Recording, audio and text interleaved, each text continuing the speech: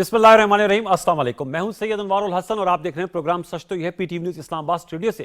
नाज़रीन, पाकिस्तान तहरीक इंसाफ में नज़्म-ओ-ज़ब्त और जो डिसिप्लिन है उसका फुकदान संजीदा नौयत इख्तियार करता जा रहा है। 2 रोज़ कबल शेर अफजल मरवा साहब, जो एक वक्त में पाकिस्तान तहरीक इंसाफ के पोस्टर बॉय हुआ करते थे, उन्हें पार्टी से बानी चेयरमैन पीटीआई के कहने पर निकाल दिया गया। और इस हवाले से उन्होंने गुज़श्ता कल कौमी असम्बली में खुद से सवाल, बल्कि अपने पार्टी के मेंबरान से सवाल किया कि उन्हें क्यों कर पार्टी से निकाला गया है। बाद अज़ां एक टेलीविजन इंटरव्यू में उन्होंने सलमान अकरम राजा साहब, जो पाकिस्तान तहरीक इंसाफ के सेक्रेटरी जनरल हैं, उन पर इल्जाम भी धरा। फिर अगर आज की हम बात कर लें तो शुएब शाहीन साहब, पाकिस्तान तहरीक इंसाफ के सीनियर रहनुमा, और फवाद चौधरी साहब, जो पीटीआई का हिस्सा रहे हैं और अभी भी ये तासुर देते हैं कि वो पीटीआई के साथ है और बानी चेयरमैन पीटीआई से उनकी मुलाकातें होती हैं, आज अडयाला जेल के बाहर उन दोनों की आपस में तल्ख कलामी हुई और बात हाथापाई तक जा पहुंची। बाद अज़ां ये मामला बानी चेयरमैन पीटीआई इमरान खान साहब के इल्म में भी लाया गया, जिस पे उन्होंने अफसोस का इजहार किया। इसके अलावा जुनैद अकबर साहब और अलीमीन गंडापुर साहब के दरमियान सर्द जंग सब उससे वाकिफ हैं, जिसकी हमने स्वाबी जलसा में भी देखी। सवाल ये पैदा होता है कि पीटीआई जो अब रमजान के बाद एक दफा फिर तहरीक चलाने की बात कर रही है, खुद अंदरूनी खल्फिशार का शिकार है, कैसे ग्रैंड अलायंस को बना पाएगी हुकूमत के खिलाफ, और हुकूमत के लिए ये सारी सियासी सूरत हाल किस तरफ इशारा कर रही है? क्या वो कंफर्टेबल पोजीशन में है या वो समझते हैं कि ग्रैंड अलायंस जो है वो एक थ्रेट कर सकता है? प्रोग्राम के पहले हिस्से में हम इस हवाले से गुफ्तगू करेंगे, दूसरे हिस्से में मुल्क की मईशत के हवाले से हम गुफ्तगू कर रहे होंगे।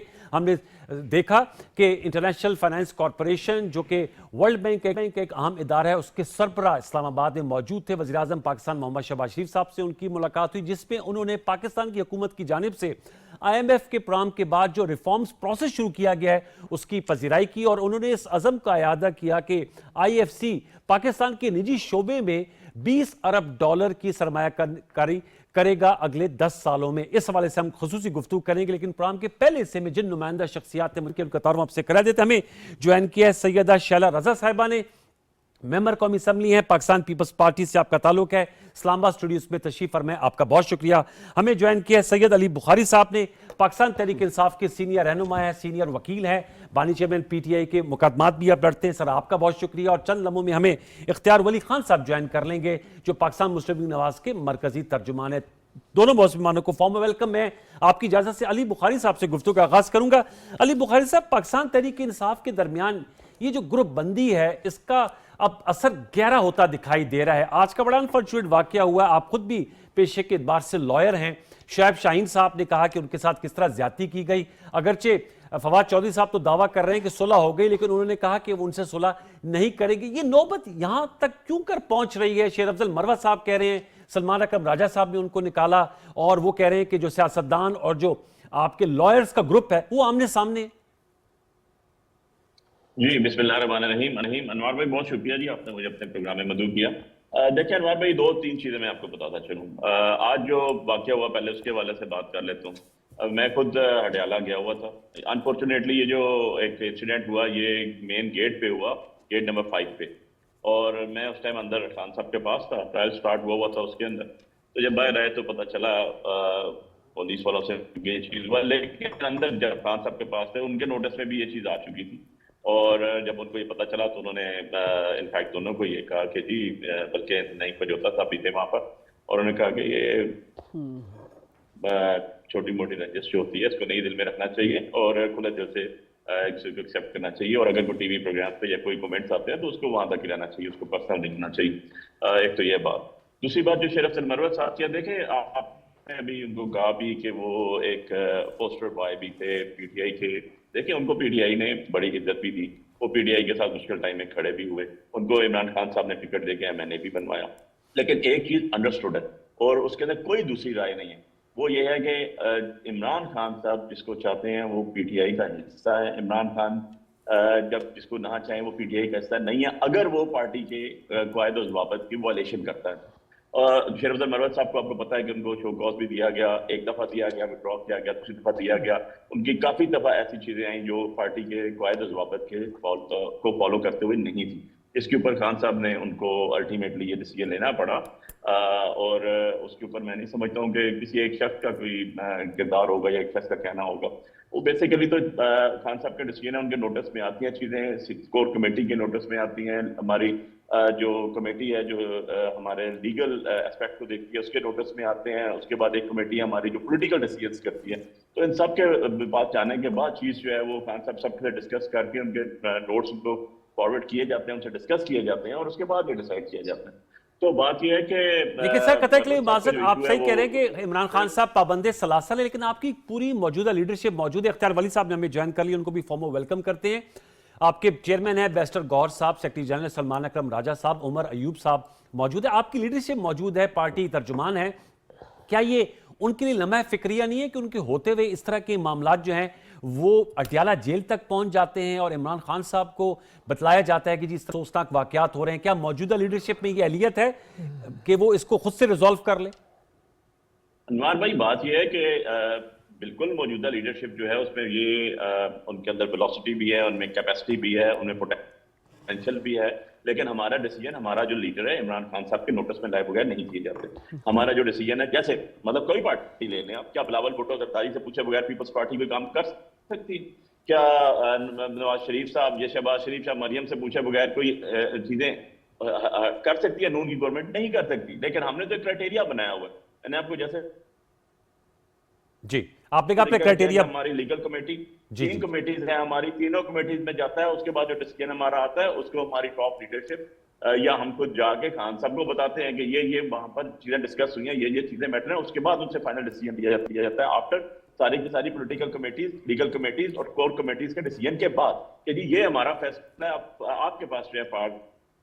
ठीक है, आपका सर नुकता आ गया। मैं दोबारा ओके, आपका सर आपका ये कोई बड़ी पार्टीज हो, जब अनवार भाई एक चीज ऐड कर लूं, सिर्फ एक चीज मैं ऐड कर लूं, जब बड़ी पार्टीज होती है ना, जो बहुत बड़ी पार्टीज है, चारों सूबों की पार्टीज हैं, गिलगित की पार्टी होगी और गिलगित बल्तिस्तान की और कश्मीर की पार्टी होगी, उसके अंदर ऐसे मामला इतनी बड़ी पार्टीज में और इस तरह जब आपका मेन लीडर जो आपका चेयरमैन है, जो आपका जिस लीडर के ऊपर पार्टी बेस करती है, उसको अगर आप पाबंद सलासल रखें तो इस तरह के वाकयात होते रहते हैं। ये कोई नई बात नहीं है। मैं आपको कई एग्जांपल दे सकता हूं। सर मैं जरा दो बड़ी पार्टियों के नुमाइंदगान मौजूद है और आपको याद होगा अली भाई, सिर्फ आखिरी चीज मैं अर्ज कर दूं, आपको याद होगा कि जब नवाज शरीफ साहब को सदारत से हटाया गया था तो पंजाब असेंबली में एक इजलास हुआ था जिसमें सदर शहबाज शरीफ साहब को बनाया गया। उसके बाद उनके घर में क्या हुआ जरा नून वाले खुद भी बता देंगे, उन्हीं से पूछ लीजिएगा।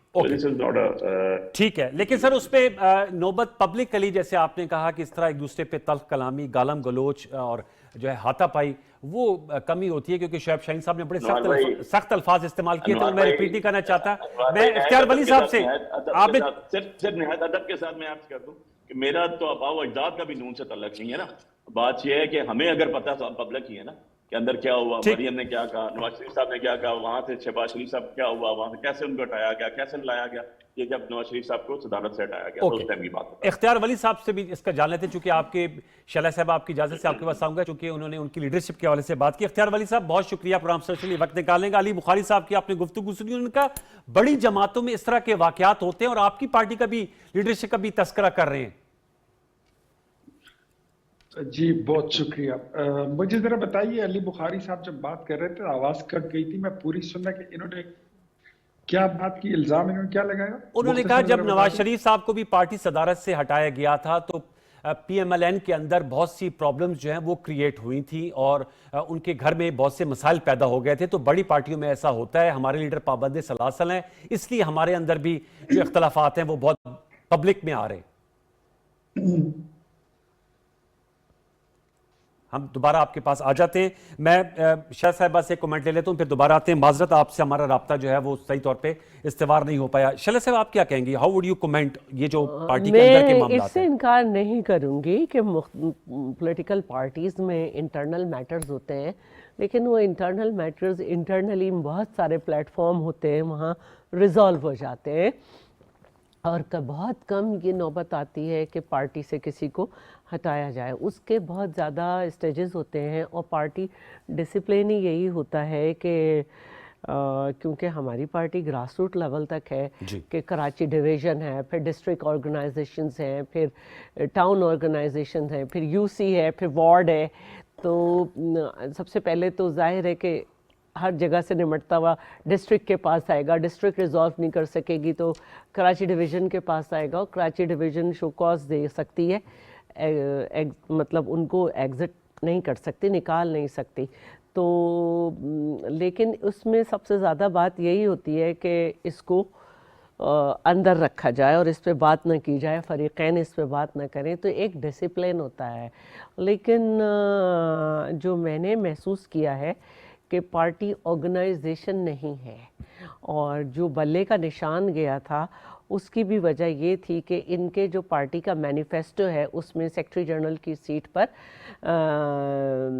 इंतखाबात होते हैं, इलेक्ट होता है इनके पार्टी मैनिफेस्टो के पार्टी में मुताबिक। पीटीआई के, ठीक है। और वो नहीं हुआ था। सही। और अभी भी जो सलमान अकरम राजा से सबको बड़े मसाइल हैं, उसकी वजह यह है कि इनके यहाँ सेक्रेटरी जनरल की एक वो होता है, यानी कि जो लोग सेक्रेटरी जनरल के लिए खड़े हुए हैं, एक सेक्रेटरी जनरल के हट जाने के बाद उन्हीं के दरमियान से फिर जो भी इलेक्शन का रिजल्ट है उसके अकॉर्डिंग होगा, जहाँ तक मेरी नॉलेज है। ठीक। तो उनमें सलमान अकरम राजा भी मुतनाज़ा हैं, और उस वक्त भी उनके मुतनाज़ा हैसियत बड़ी सामने आई थी जब 26वीं आईनी तरमीम के बाद जो चीफ जस्टिस की कमेटी थी उसमें उनको जाने से सलमान अकरम राजा साहब ने रोका था।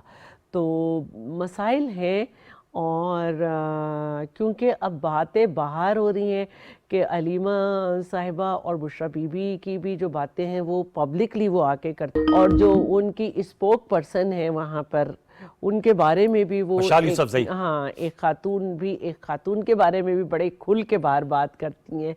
और ये डेमोक्रेसी नहीं है, ये पार्टी डिसिप्लिन का मैटर होता है, क्योंकि पार्टी में ऑर्गेनाइजेशन ही नहीं है तो ऑर्गेनाइजेशनल डिसिप्लिन नहीं है।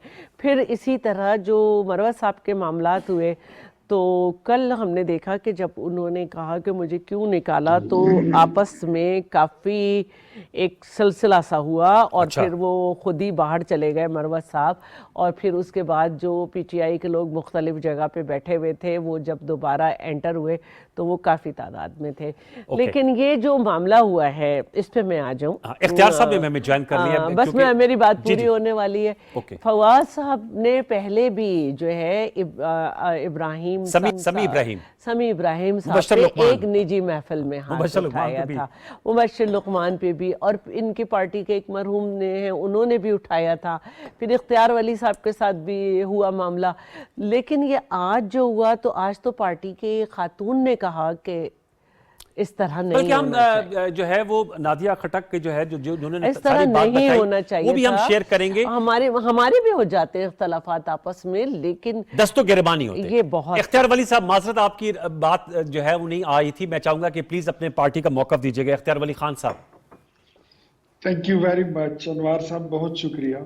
अली बुखारी साहब हमारे छोटे भाइयों जैसे हैं, लेकिन ये सियासत में खुद उन्होंने कहा कि मेरी इतनी ज्यादा कंट्रीब्यूशन नहीं है, तो इनके पास कोई जो मसख शुदा तारीख इनको जिसने भी पढ़ाई है वो यही टीवी पर आकर बयान करते हैं। नेशनल लिंक पर बैठकर इस तरह गैर जिम्मेदारी के साथ बात नहीं की जाती। मियां नवाज शरीफ को जिसने डिस्क्वालीफाई किया था वो आपको ख्याल में बखूबी इल्म है, और उनका जिक्र उन्होंने बबांगे दोहल किया था, उन्होंने भी किया था, मियां शहबाज शरीफ ने भी किया था, उनकी पार्टी ने, उनकी जमात ने, और मेरे जैसे कारकुनों ने भी किया था। और जहां तक आपने बात की कि फिर उनकी सदारत के बारे में कोई बातचीत हुई, तो मुझे आज भी याद है जब हम पर कंपल्शन लगाई गई कि नवाज शरीफ साहब कोई ओहदा भी पार्टी का अपने पास नहीं रखेंगे, तो मियां शहबाज शरीफ साहब को पार्टी का सदर बनाया गया। और उस वक्त जब उन्होंने अपने ओहदे का हलफ लिया और वो पार्टी के सदर मुंतखब हुए, तो उन्होंने कहा कि ये ओहदा मेरे पास मियां नवाज शरीफ की अमानत है, पार्टी की, और मियां नवाज शरीफ की अमानत है। ये बुरे दिन खत्म हो जाएंगे तो ये अमानत उनको सौंप दी जाएगी। तो मैंने फिर वो दिन भी देखा जब नवाज शरीफ साहब वापस आए, उन पर तमाम लगे इल्जामात धुल गए, तो शहबाज शरीफ ने अपने वो अल्फाज दोहराए जो मैंने पहले भी सुने थे कि मियां साहब, मैंने उन दिनों भी कहा था कि आप मेरे लीडर हैं, मेरे कायद हैं, ये ओहदा पार्टी की सदारत का मेरे पास अमानत है, मैं आज ये अमानत आपको और पार्टी को वापस करता हूं, आपको पार्टी की सदारत मुबारक हो। ये है असल जो हकाइक हैं, मैं आपको बता देता हूं, आप अपना रिकॉर्ड स्ट्रीट करें। चलिए अली बुखारी साहब, ये तो उन्होंने इख्तियार वली साहब ने सारा बैकग्राउंड बता दिया। मैं चाहूँगा कि अपने व्यूअर्स को जो नादिया खटक साहिबा मौजूद थी उनका कमेंट सुनाते हैं, फिर मैं अली बुखारी साहब से जानूंगा। उन्होंने कहा था कि इस हवाले से ये एक ट्रिवियल मैटर है, लेकिन वो क्या बता रही हैं, क्योंकि वो हर पेशी में और अडियाला जेल में मौजूद होती है। नादिया खटक की ज़ुबानी खुद ही आप लोग सुन लीजिए। शुएब शाहीन जो है वो बात कर रहे थे, इंतज़ार कर रहे थे अंदर अदालत में जाने के लिए, तो अचानक जो है वो फवाद चौधरी साहब बल्कि जा रहे थे, वो वापस आए, उन्होंने उनको मतलब मारा है, उन्होंने उनको बहुत ज़ोर से फेंका है और वो काफ़ी दूर जाके जो है वो गिरे हैं, मतलब सही, और बच गए हैं। यानी मौजज़ा है कि वो बच गए हैं, उनकी कोई हड्डी नहीं टूटी। अली बुखारी साहब, ये बात जो शैला रज़ा साहबा ने भी की कि ये बड़ी पार्टियों का जो है उसमें डिसिप्लिन दान की गमाजी करता है, इसको कैसे कवर अप किया जाएगा? और आप लोग तो रमज़ान के बाद तहरीक चलाने का सोच रहे हैं, तो पार्टी के अंदर क्या एक दूसरे के गिले शिकवे ख़त्म करने पर ही ज़्यादा तवानाइयाँ मरकूज़ होती हैं, या इख्तियार वली साहब और शैला रज़ा साहबा के जो रूलिंग कोलिशन है उसमें दरार डालने के लिए आप लोग जो हैं वो बरसरे पैकार हैं? क्योंकि ग्रैंड अपोजिशन अलायंस भी बनाने जा रहे हैं ना अली बुखारी साहब।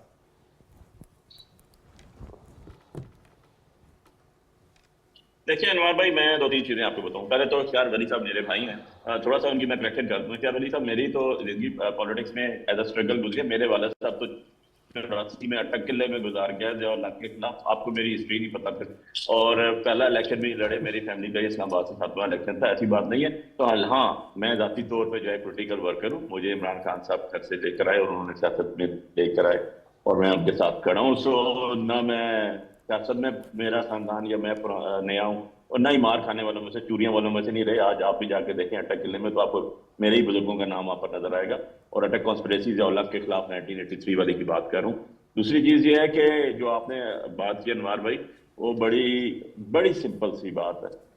इख्तियार वली साहब ने तो वो बातें की जो स्क्रीन के ऊपर मियां साहबान ने कहा दी, मैंने तो वो बात बताई जो उनके घर में हुई, और वेरीफाई कर लीजिएगा जो मरियम ने और मरहूम कुलसूम नवाज साहबा अल्लाह उनको जन्नत फिरदौस की जगह अनायत करे उनके दरमियान हुई, और जो नवाज शरीफ साहब और शहबाज शरीफ साहब के साथ हुई। सो ये चीजें नहीं, मैं उसके ऊपर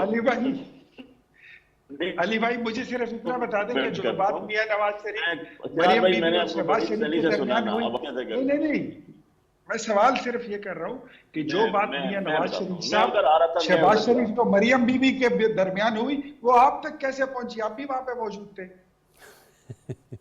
अच्छा इख्तियार वली, देख मैं तो यही कह रहा हूँ ना कि जी ये तो पब्लिकली जो बात होती है वो पब्लिकली पहुंच जाती है। मैं तो पब्लिक का आती हूँ ना, मैं तो मैसेज में से हूँ। मैं तो अपने आप को कहता कारकुन कहता हूँ पीटीआई का। मैं तो नहीं दावेदार हूँ कि मैं कोई बहुत बड़ा आलीशान लीडर हूँ। मैं तो वर्कर है जी, और वर्कर के साथ खड़े होने फख्र महसूस करते हैं।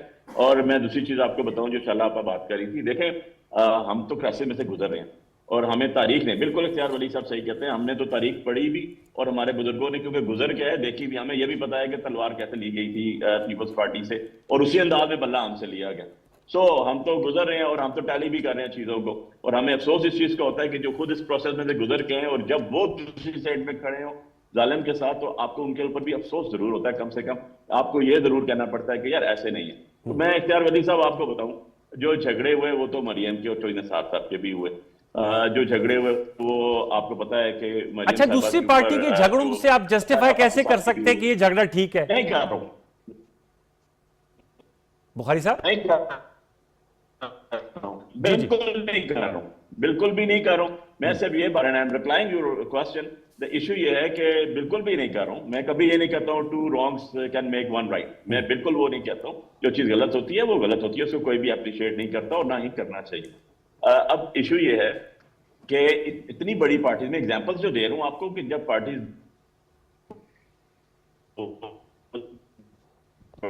जी आपकी आवाज पे थोड़ा सा बीच में जो है वो खलल आ जाता है। जी मैं अगर आपकी इजाजत हो शैला साहब के पास चला जाता हूं दोबारा, हम ताकि आपका सिग्नल बेहतर हो जाए।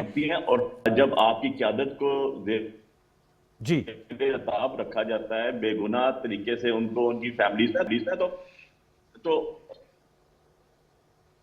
आवाज आ रही है आपको? जी थोड़ा सा बीच में अटक रही है। दोबारा हम जो है वो आप थोड़ा सा आगे अगर जाएंगे, बिकॉज यू आर ट्रैवलिंग, तो मेरा ख्याल सिग्नल बेहतर हो। लेकिन आपका नुकता यह है कि इमरान खान साहब चूंकि पाबंदी सलासल है, शैला रज़ा साहब इसलिए ये मसाइल जन्म ले रहे हैं, जो मैं समझ सका। पहले तो मैं थोड़ी सी इनको वो कर दूं, क्योंकि शायद ये सुन नहीं सके। मैंने ये नहीं कहा कि झगड़ा होना कोई नई बात नहीं है। मैंने ये कहा है कि ऑर्गेनाइजेशन का क्योंकि फुकदान है तो उसकी वजह से डिसिप्लिन में भी मसला आ रहा है। दूसरी बात यह है कि मैं इससे एग्री करती हूँ कि जब आपका पार्टी हॉट वाटर में हो, लीडर जो है वो आम लोगों से दूर हो, तो ये मामलात होते हैं। हमने तो इससे भी बड़ी बात सही है कि जब जतोई साहब जो थे उन्होंने कब्जा करने की कोशिश की थी, गुलाम मुस्तफा जतोई साहब जी बिल्कुल, तो उसके बाद हमने ये देखा था कि अवाम और जो ऑर्गेनाइजेशन थी वो इस तरह सामने आई थी कि वो नारा जो वो लगा के और वो अज़्म जो वो घर से लेके निकले थे वो ख़त्म हो गया था। तो मेरा कहने का मतलब ये है कि ये होता है, लेकिन ऑर्गेनाइजेशनल जो डिसिप्लिन होता है उसकी वजह से ये बातें कंट्रोल्ड हो जाती हैं। यहाँ पे ऑर्गेनाइजेशन नहीं है, होना ना तंजीम होना जो है वो कमजोर है, आपका नुक्ता ये है नहीं। अच्छा, और जो नहीं तो ये मैंने सेक्रेटरी जनरल और चेयरमैन और पार्टी ओहदे तो है ना, इसी पे झगड़ा हो रहा है ना। मैं आपको यही बात ओहदों की बता लड़ाई रही आप कहती हूँ हैं? कि ये जो इसका आप कंपैरिजन तीर तलवार से तीर लेने पे नहीं कर सकते। वो बिल्कुल माशाल्लाह था ना। आप इसका कंपैरिजन 3P से 4P में कर सकते हैं। यहाँ पे मसला ये था कि जो इनका मैनिफेस्टो है पार्टी का, उसमें सेक्रेटरी जनरल जो है उसको नॉमिनेट नहीं किया जा सकता। हाँ, तो उस पे इलेक्शन होना था, वो ये नहीं करा सके थे, जिसकी वजह से ये इनका निशान इनको नहीं दिया गया। और दूसरे जो इस वक्त सलमान अकरम राजा पे इनके यहाँ ऑब्जेक्शन है वो ये है कि इनके यहाँ एक जो कैंडिडेट सेक्रेटरी जनरल्स के लिए इलेक्शन लड़ते हैं उनमें उनका नाम नहीं है। ये अभी आए और आप समझते हैं ये उस वजह से ये प्रॉब्लम्स हैं, ये मतलब इस तरह की बहुत सारी प्रॉब्लम्स हैं। अली साहब से मिसाल के तौर पे जब 26 अमेंडमेंट नवंबर को, 26 नवंबर ही है ना, उस पे जब ये इस्लामाबाद आए थे तो शौकत यूसुफजई ने सबसे पहले आवाज बुलंद की थी कि जब अमीर गंडापुर मौजूद थे और वो कोई हिदायत दे रहे थे तो बुशरा बीबी ने क्यों हिदायत दी, और वो बैरिस्टर सैफ ने कहा कि संजानी का मान गए थे। तो ये सारी चीजें हो रही हैं। एक वजह तो ये है कि इनके लीडर अंदर हैं, दूसरी वजह ये है कि ऑर्गेनाइजेशन कंप्लीट नहीं है। ऑर्गेनाइजेशन के पास एक दूसरे पे वो नहीं है कि हर ओहदे पे मसला। अली भाई आपका रब्ता दोबारा हमसे जुड़ गया, फिर मैं इख्तियार वली साहब के पास जाऊंगा। आप अपनी बात कर रहे थे, प्लीज नुक्ता मुकम्मल कीजिएगा। देखिए, मैं यही अर्ज कर रहा था अनवार भाई कि आप जब बड़ी पार्टीज होते हैं ना तो उनके अंदर ऑब्वियसली जब आप हॉट वाटर्स में होते हैं और without any rhyme and reason आपको जो है बिहाइंड द बार रखा जाता है और आपकी पार्टी को क्रैश करने की कोशिश की जाती है, तो इस तरह के मामला होते हैं। ये कोई ये नहीं है कि अनहोनी बात है और समाव ठीक है, ऐसे नहीं होने चाहिए। लेकिन उस टाइम जो आप कह रहे हैं ना, जो अभी शाला आपा बात कर रही थी कि जनरल सेक्रेटरी के हवाले से या बाकी उद्योग के हवाले से, ऐसी बात नहीं है। देखें, फॉर एग्जाम्पल मैं आपके सामने बैठा हूँ, मैं इस्लामाबाद का प्रेसिडेंट भी रहा, मैं आपका MNA भी इस्लामाबाद से 50,000 वोट लेके बाहर बैठा हूँ, मैं खान साहब की लीगल टीम में भी हूँ, मैं INF का ऑर्गेनाइजर भी रहा इस्लामाबाद का। IQS के 17 पर्चे तो मेरे ऊपर है और मैं बेल अरेस्ट के ऊपर फिर रहा हूँ। तो द इशू ये है कि आपने इतना ज्यादा स्टॉप कर दिया, इतना ज्यादा कॉर्नर करने की कोशिश की। Even an otherwise party survive कर रही है और पाकिस्तान में सबसे टॉप लेवल पे सर्वाइव कर रही है। आप इस इलेक्शन में देखें 2024 8 फेब को 265 सीट पे वाइट पार्टी थी जिसने अपने टिकट लोगों को दिए और देने वाले बैठे थे। इसमें तो कोई डिनाइल नहीं है, इसमें तो कोई डिनाइल हो ही नहीं सकती क्योंकि ये तो यूनिवर्सल ट्रुथ है, आपके डॉक्यूमेंट्स जमा हुए ACP के सामने।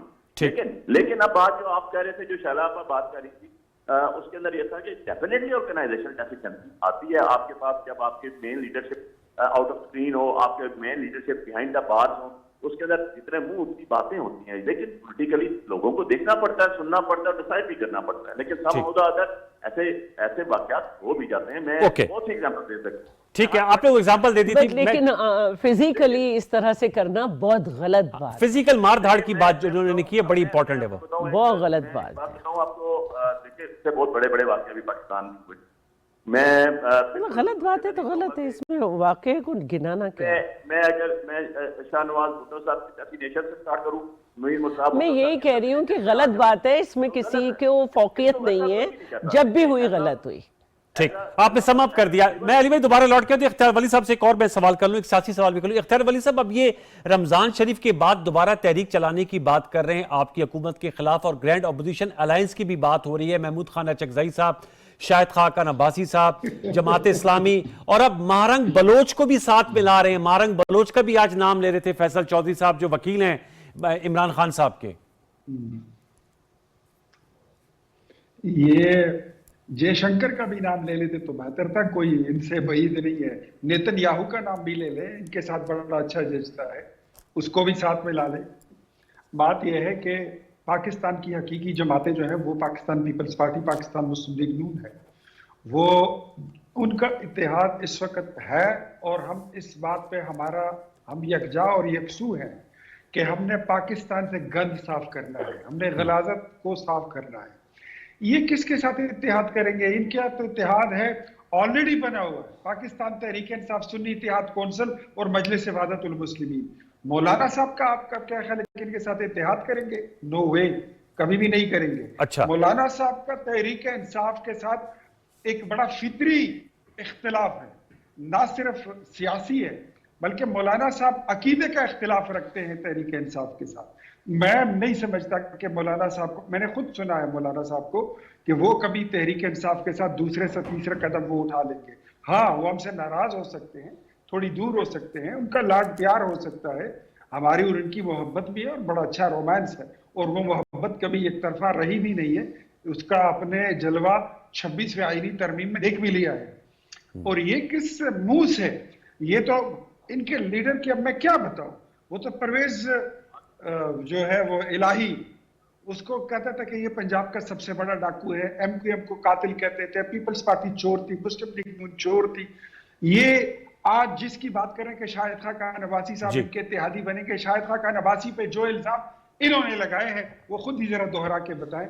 उसको एलएनजी का चोर कहा करता था। ये इनका जो आप कह रहे हैं ना, जो अलायंस, ये कोई ग्रैंड डेवल अलायंस की बात कर रहे हैं, लेकिन ये बनने वाला नहीं है। महारंग बलोच को मिलाते हैं तो ये जयशंकर को भी मिला ले, नेतन्याहू को भी मिला ले, ये अपने नरेंद्र मोदी को भी साथ मिला ले, ये जो टेररिस्ट तंजीमें हैं उनको भी साथ मिला ले। इनसे तो कोई बईद नहीं है। ये तो लोग खुद कहते हैं, अनवार साहब, ये आपने सुना होगा, ये कहते हैं इमरान नहीं तो पाकिस्तान नहीं, और हम कहते हैं कि पाकिस्तान नहीं तो हमारी जान नहीं। हमारी जान भी हाजिर है, लहू भी हाजिर है, खून भी हाजिर है, लेकिन हम पाकिस्तान के, मेरे जैसे लोग, आपके जैसे लोग, और मेरी बड़ी बहन बैठी है, शैला बहन बैठी है, शैला रजा साहिबा, हम अगर फौज इस मुल्क के जोग्राफियाई सरहदात की मुहाफिज है तो हम समझते हैं कि हम इस मुल्क के नजरियाती सरहदात के हम मुहाफिज हैं। हम इस बात पे क्लियर हैं, इसमें कोई दूसरी राय नहीं है। और जहां तक आपने बात की, मैं थोड़ा सा उस पर कमेंट करना चाहूंगा। ये शेर अफजल मरवत को, ये आज अली बुखारी भाई बैठे हैं, ये बड़े शरीफ इंसान है, लेकिन जिस जमात की ये वकालत करते हैं, यकीन करें बड़ी मुतजाद चीजें हैं। इनकी personality, is a bright face और इज अ बड़ा पढ़ा लिखा बंदा है, लेकिन बड़ी गलत जगह पे है। समझ जाएंगे ये बात मेरी, इनको बाद में कभी समझ आ ही जाएगी कि ये गलत खड़े थे, और ये मुझे मिलने आएंगे और फिर बताएंगे कि वली भाई आपने अनवार साहब के शो में मुझे जरूर ये बात की थी, मुझे उस वक्त समझ नहीं आई। मैं आपको बता दूं कि शेर अफजल मरवत, ये थप्पड़ वाला जो सियासत है ना, पाकिस्तान में तशद्दुद की सियासत, टीवी के लाइव शो में ये भी इमरान खान ने इंट्रोड्यूस कराई थी। पहला थप्पड़ मारा था नईमुल हक ने दानियाल अजीज को, फिर आप उठाए तो फवाद चौधरी ने थप्पड़ मारा था उसको, समी इब्राहिम को जी। फिर आप उठाएं तो देखें कि एक थप्पड़ मारा था उसने, शेर अफजल मरवत ने उस पे हाथ उठाया था, अफनान ने। तो फिर अफनान ने फिर जिस तरह रिस्पॉन्ड किया वो आपके सामने है। मेरा अगर आप उस लिस्ट में, I don't want to put my name in that list, but I was being provoked, मुझे इस बात पे मजबूर किया गया कि मैं हाथ उठाऊं। हाँ, मैं मानता हूं मैंने उठाया इससे, और लेकिन जब आपके लीडर को और आपके लीडर की बेटी को गाली कोई दे और वहां पर आप बैठते रह जाए और देखते रह जाए, फिर मुकालमा क्या, मुज़ाकरात क्या, सियासी लोग तो बात करते हैं दलील से, एग्जैक्टली, और नहीं होना चाहिए जैसे I have left with no option but to slap him, and to drag him, and then I did. मुझे उसकी कोई खुशी नहीं है जो मैंने किया, लेकिन मुझे उसका अफसोस भी नहीं है। हाँ, एक जुमला बोलता हूँ जी सब, जस्ट 1 मिनट, लास्ट मिनट जी, मैं आपके प्रोग्राम में लेट भी आया।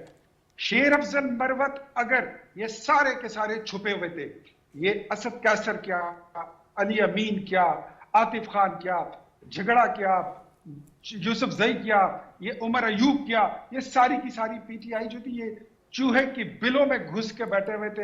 एक शेर अफजल मरवत था, ये मेरे लाख इख्तिलाफ है उसके साथ, सियासी भी और गैर जो उसने किया तो उसमें मेरे उसके साथ इख्तिलाफात हैं, लेकिन अगर ये नहीं निकला होता और इसने पूरे सूबे को मोटिवेट ना किया होता तो आज जो फार्म 47 की हुकूमत इस खैबर पख्तूनख्वा में बनी है, इसमें एक बहुत बड़ा हाथ जो है वो शेर अफजल मरवत का।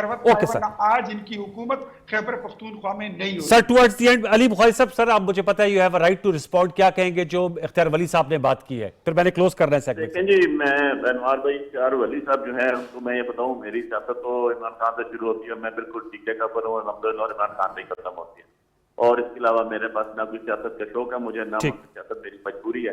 तो हमें तो पाकिस्तान को लेकर आना चलना है आगे, इसके लिए Imran Khan is the best person थी, और मैं अल्हम्दुलिल्लाह उसके साथ हूँ। मैंने उसके साथ डंडे खाए, मारे खाए, 9 मैच ले गए, उससे पहले से लेके पिछले 15 साल से आए थे।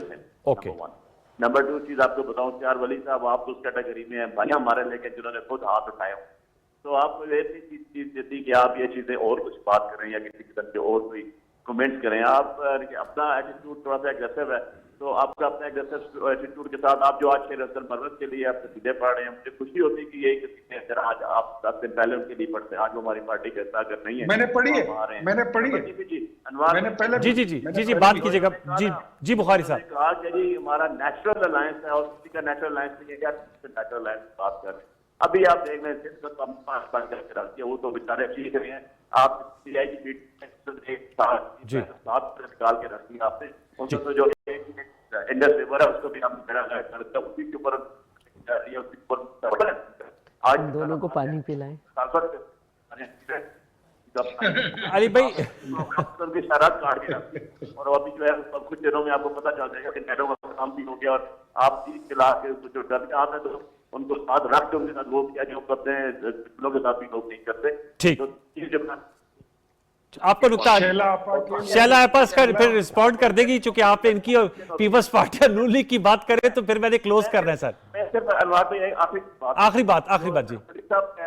अपोजिशन में कोई भी हो जो होते हैं वो फ्लोर हाउस बैठा हो या हाउस बैठा हो, होता है कि वो प्रोटेक्ट करें, वो करते हो, वो आइडियोलॉजिकल उनकी आइडियोलॉजी अपनी हो। ठीक है अली भाई, एंड में ना आपकी आवाज बिल्कुल मुझे क्लियर आ रही थी, लेकिन आपका नुकता आ गया। शैला साहब मुझे हकीकत है समझ नहीं आ रही एंड में। जी शैला साहब देखिए, मैं इतना कहना चाहती हूँ कि ऑर्गेनाइजेशन होती है तो एक पॉलिटिकल ट्रेनिंग होती है, पॉलिटिकल ट्रेनिंग थी नहीं, ये एक मॉब है, और मॉब में किसी वक्त कोई आगे हो जाता है, कोई आगे हो जाता है, कभी कोई लीड करने लगता है। अब क्योंकि लीडर ने कहा कि जहाँ मिले फेंटा लगाओ, शादियों में जाओ तो बदतमीज़ी करो, फिर ख़वातीन की इज्जत नहीं की, मरियम मेरा नाम ऐसे न लो, फलाना ऐसी, और ना औरतों की। तो अब जो पॉलिटिकल वर्कर होता है उसकी ख्वाहिश होती है कि वो लीडर से भी आगे जाके दिखाए। तो अब जब जाहिर है फिर निचली सतह पे बदतमीजियां नजर आ रही हैं। तो इसको लेकिन आप वाली बात तो ऐसा नहीं होना चाहिए। मैं ये समझती हूँ नहीं होना चाहिए, ऐसा नहीं है। अभी भी मेरी पार्टी में कोई ना कोई जरूर मेरे खिलाफ भी होगा, मुझे भी कोई नहीं अच्छा लगता होगा, इख्तिलाफात होता है, लेकिन आप वाली बात उसको नहज पे नहीं जाना चाहिए। मैं इसलिए लिफ्ट नहीं कराती हूँ कि मैं सोचती हूँ कि मेरी नजरियात अगर पार्टी के खिलाफ है तो मेरे खिलाफ अगर कोई हो जाएगा तो परेशानी होगी। वैसे ही है कि अल्लाह ने शख्सियत दी है जो भी चले माशाल्लाह। बहुत शुक्रिया शैला रज़ा साहब। अली बुखारी साहब बहुत शुक्रिया, आपका नुकता आ गया एंड में, आपकी आवाज़ चूंकि आप ट्रैवल कर रहे हैं इसलिए कट रही थी। और Ikhtiyar Wali sahab, it's always a pleasure to have you in our show. Viewers, आपने गुफ्तगू सुनी, ज़ाहिर बात है तीनों मेरे मौज़ूज़ में मानो अपनी जमाती नुक्ता नज़र दिया, लेकिन जैसे जो बात टेक अवे ये है कि सियासत में इख्तलाफ होता है, लेकिन उस इख्तलाफ को इतना नहीं बढ़ाना चाहिए कि वो फिजिकल वायलेंस या हाथापाई की तरफ बढ़े। इसकी जो है वो हौसला शिकनी करनी चाहिए। ब्रेक शामिल करेंगे, ब्रेक के बाद आएंगे तो मुल्क की मईशत के हवाले से हम खुसूसी गुफ्तगू करेंगे। डॉक्टर खाकान नजीब से हमारे साथ रहिए, वक्फा ले लीजिए।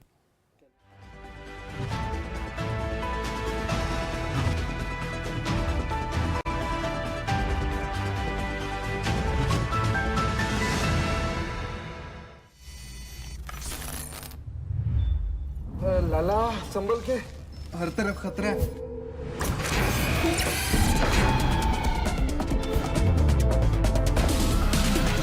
हर मोड़ पे खतरे हजार, हर मैच आर्या पार। आईसीसी चैंपियंस ट्रॉफी शुरू 19 फरवरी से। दुरुस्त हर वक्त बर वक्त।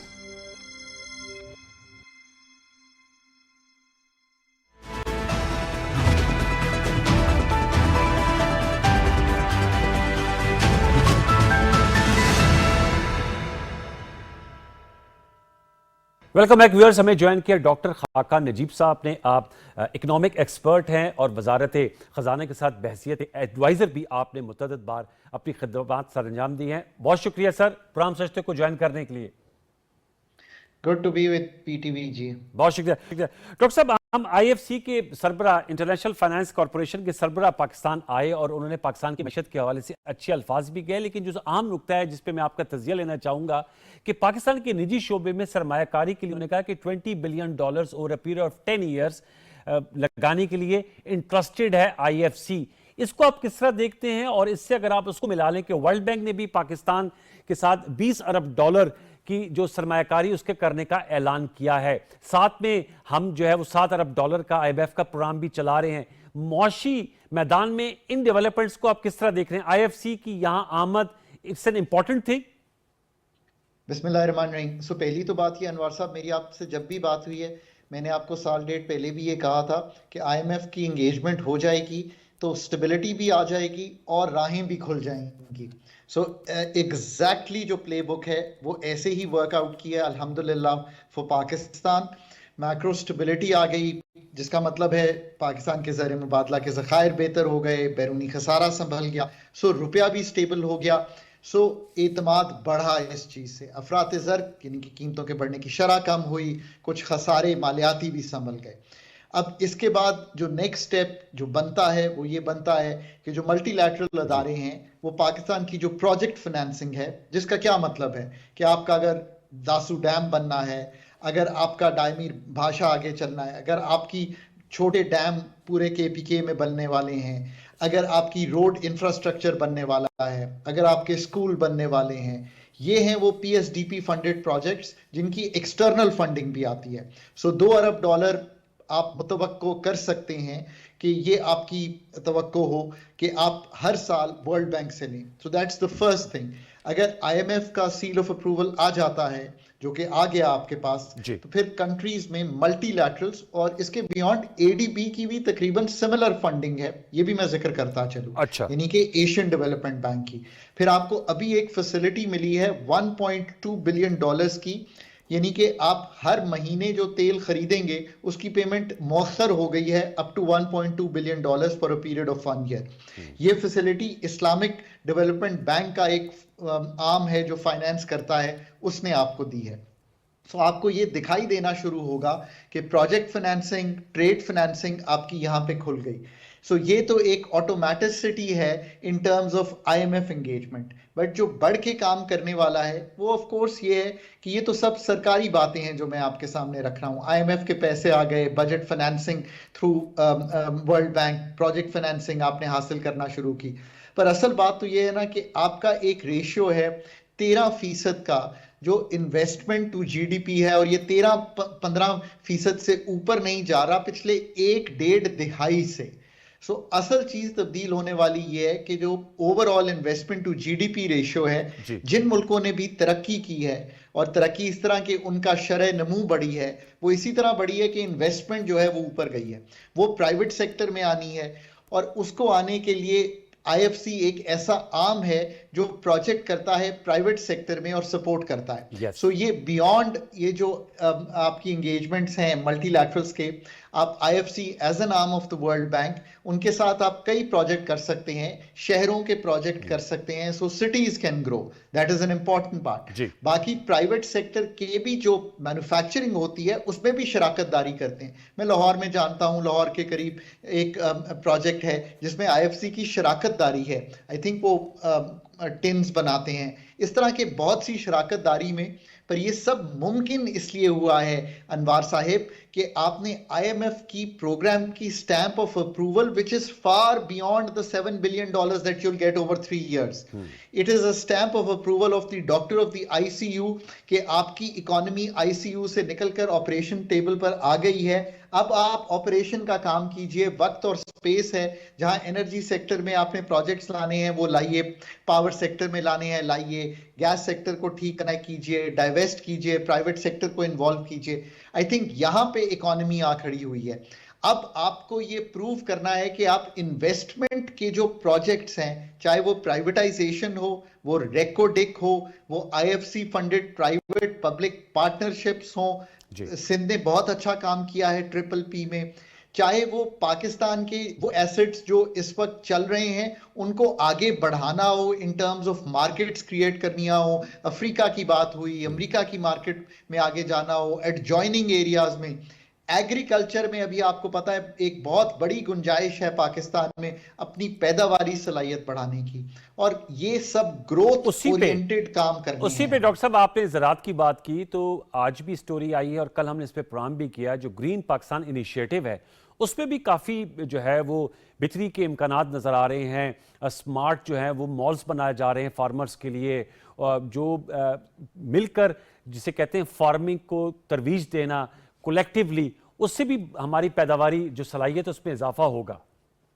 मेरी इस्तदा है पाकिस्तानियों से कि रियलाइज करें कि एग्रीकल्चर इज दैट स्टोरी जहां पे हम कंपेटिटिव हो जाएं. तो 6-7 अरब डॉलर की हम एक्सपोर्ट करते हैं और 10-11 अरब डॉलर की इंपोर्ट करते हैं. अगर इस गैप को 4 अरब डॉलर का खत्म कर देंगे तो जो बैरूनी खसारा है वो संभलना शुरू हो जाएगा. और दूसरी इस्तदा ये है कि ये समझें पाकिस्तान, अब मैं आपको कोट करता हूं, ये इतने अनकंफर्टिंग फिगर्स हैं. वीट टन्स पर हेक्टर में 3 टन्स पर हेक्टर बनाता है अपने पाकिस्तान के जो फार्मर है. दुनिया में चाइना जो है वो 5.77 टन्स पर हेक्टर उगाता है. कॉटन जिसमें हम कहते हैं बड़ी सलाहियत है, बड़ी इंडस्ट्री है, 570 ग्राम्स पर हेक्टर. ऑस्ट्रेलिया और चाइना 2000 किलोग्राम्स पर हेक्टर. सो एक तो बात यह है कि हम एग्रीकल्चर के पोटेंशियल को कतई तौर पे उस तरह नहीं निकाल सके जो हमें करना चाहिए था. और इसके लिए जो ग्रीन प्रोग्राम है वो क्या है, देखिए ना, कहना क्या चाह रहे हैं, कहना बड़ी सादगी से ये चाह रहे हैं कि जो फर्टाइल लैंड है उसके जो ये स्मॉल फार्म होल्डर्स हैं जिनकी ये प्रोडक्टिविटी है, इन पे वो कहते हैं हम 1 लाख तक पहुंचे हैं थ्रू लिम्स. लिम्स क्या है? लिम्स है लैंड इंफॉर्मेशन मैनेजमेंट सिस्टम, और उसके थ्रू जाकर उनको ये बता रहे हैं कि भाई बेहतर सॉइल, बेहतर वेदर कंडीशंस, बेहतर यूज ऑफ वाटर, ये सब कुछ कैसे हो सकता है. अब ये तो हमारे वो जो इतने अदारे एग्री यूनिवर्सिटीज हैं उनको पहले कर लेना चाहिए था, चले नहीं किया. सो इरिगेशन को बूस्ट देना, क्रॉप यील्ड्स को बूस्ट देना. दूसरा, हम ये कहने की कोशिश कर रहे हैं कि यार बैरन लैंड मौजूद है इस मुल्क में. कहा यह जा रहा है कि वो 70,000 एकड़ तक में पहुंच गए हैं. चले नहीं पहुंचे होंगे 70 में, 50 में पहुंच गए होंगे, पर बैरन लैंड तो बहुत बड़ी मौजूद है. सो उसको आप मैनीफोल्ड अगर मॉडर्न फार्मिंग में ला सकें तो इंप्रूवमेंट कर सकते हैं. और तीसरी चीज, ये जो इनफॉर्मल एग्रीकल्चर है इसको कॉर्पोरेट फार्मिंग में लाना, यकीन करें 37 से 40% लेबर फोर्स यहाँ पे है. अगर यहाँ पे पैदावारी सलाहियत बढ़े, यील्ड्स बढ़ें, हम मैकेनाइजेशन करें, हम वाटर बेहतर इस्तेमाल करें, ये सब चीजें हमें जो इनकम्स हैं एग्रीकल्चर की अगर बढ़ाएंगी तो जो हमारी 60% आबादी वहां रहती है ना, वो बेहतर होंगे. सिर्फ फूड सिक्योरिटी पाकिस्तान की और मिडिल ईस्ट की फूड सिक्योरिटी को टारगेट करेंगे. सिर्फ लास्ट ईयर राइस की बेहतर क्रॉप और इंडिया का बाहर होना, एक क्रॉप $3.5 अरब की एक्सपोर्ट थी. यार ये तो हमें टारगेट करना चाहिए 10, 12, 15 अरब dollar in the next 3 to 5 years. This is Pakistan's real potential. Very important, sir. Very beautifully summed up. I honestly कि मुझे सवाल का आपने मौका ही नहीं दिया. माशाल्लाह ऐसे पिरोई हुई गुफ्तगू करते हैं डॉक्टर खाकान नजीब साहब के, आपने तमाम जो हकायक है उनको सामने रखा और हमारी क्या तरजीहात होनी चाहिए. Sir thank you so very much for giving this talk. Viewers, आपने गुफ्तगू सुनी कि जो ग्रीन पाकिस्तान इनिशिएटिव है, जो कॉर्पोरेट फार्मिंग का कॉन्सेप्ट है, उससे पाकिस्तान कितना ज़्यादा ज़र मुबादला भी कमा सकता है और उसके साथ साथ हमारा जो किसान का वर्क फोर्स है 37%, उनको एम्प्लॉयमेंट भी मिलेगी और खुशहाली भी आएगी और ख़ुद हमारी जो फूड सिक्योरिटी है, क्योंकि हमें क्लाइमेट चेंज के असरात से भी सामने है, बारिशें नहीं हो रही, फूड सिक्योरिटी इंश्योर होगी और साथ में हमें अब वो डेवलप करने होंगे प्राइवेट इन्वेस्टमेंट को लाने के लिए भी प्रोजेक्ट्स, जहां पर जैसे डॉक्टर खाकान नजीब साहब ने कहा कि IMF की मोहर लगने से IFC, वर्ल्ड बैंक, ADP ये पाकिस्तान में प्रोजेक्ट्स लेकर आ रहे हैं, जो कि बहुत खुशाइंद बात है। हमें अब प्राइवेट इन्वेस्टमेंट को भी यहां पर लाना होगा ताकि पाकिस्तान में जो डॉलर क्रंच है, ये जो पाकिस्तान की एक्सटर्नल गैप हैं, इनको हम फिलअप कर सके। प्रोग्राम सश्तो में नशिस्त कैसे लगी, पॉलिटिकल सेगमेंट और इकोनॉमिक सेगमेंट, मुझे अपना फीडबैक दीजिएगा। कल तक के लिए सैयद अनवारुल हसन और सश्तो की प्रोडक्शन टीम को इजाजत दीजिए। अपना बहुत सा ख्याल रखिए। अल्लाह ने के बाद।